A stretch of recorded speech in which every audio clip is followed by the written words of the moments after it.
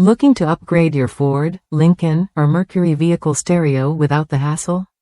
The Install Centric ICFD8BN kit promises a smooth, professional installation that fits perfectly and keeps your factory wiring intact. If you want a clean, gapless dash and a straightforward install, this kit delivers exactly that. When I installed a dual stereo in my 2006 Ford Expedition, this kit made the entire process surprisingly simple.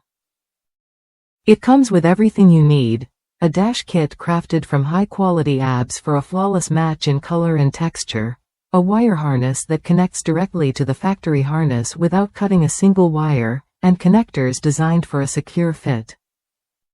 The precision design means no awkward gaps or misaligned panels.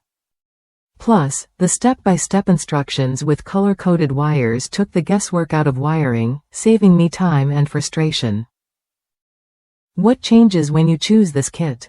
You get a hassle-free installation that preserves your vehicle's original wiring and dashboard aesthetics.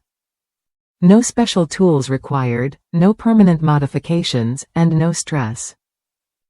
It's designed specifically for Ford, Lincoln, and Mercury models from 2004 to 2012, so you know it's tailored to fit perfectly.